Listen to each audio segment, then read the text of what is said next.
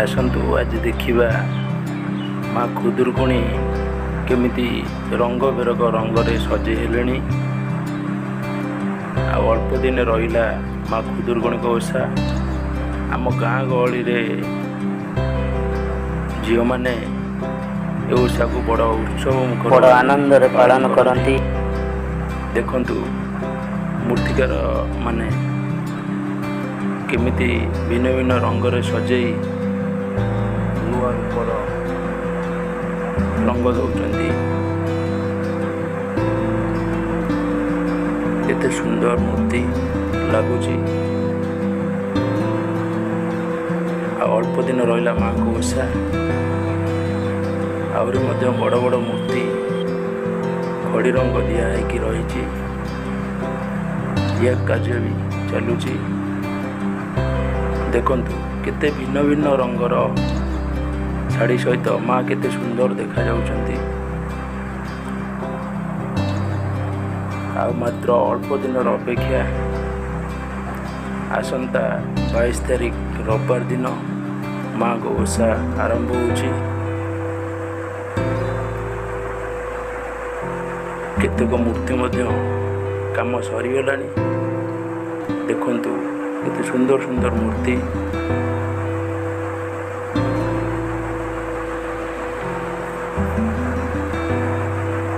सतरे माँ को देखिले पेट पुरी जाए।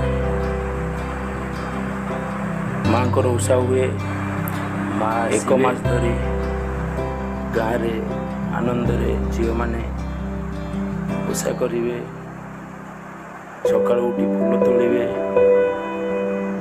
एवं नुआ ड्रेस पिंधि प्रति रविवार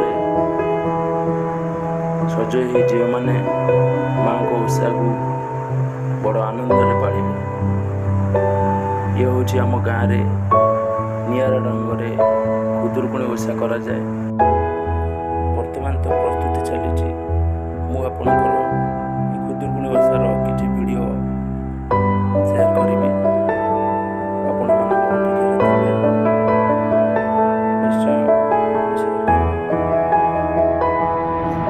मौसा नमस्कार।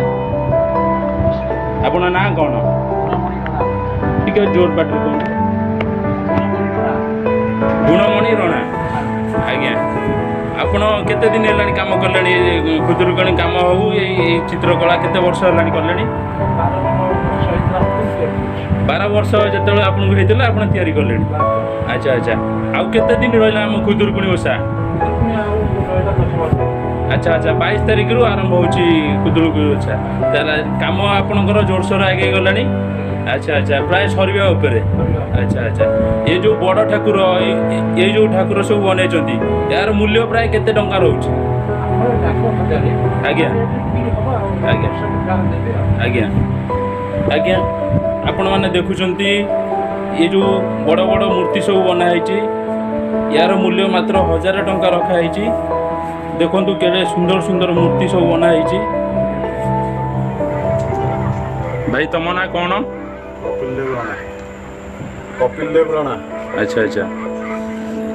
आपण केते भाई? 3 भाई उती बापा 4 जण मिसी सब काम करंती प्रति वर्ष? आज्ञा आज्ञा। केते मूर्ति तथापि गढ़ा होय आपनकर? गढ़ा 50 60 100। आज्ञा आज्ञा।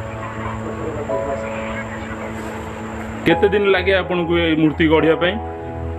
मासे 1.5 मास लागे। अच्छा अच्छा। मासे 1.5 मासे आउ 2-4 दिन रे काम सरी जीवो टोटल कंप्लीट हे जीवो। अच्छा अच्छा। आपनकर एटा को गाँ? मळपारी केन्द्रापड़ा जिल्ला रो धर्म ग्राम पंचायत। आज्ञा। अच्छा अच्छा।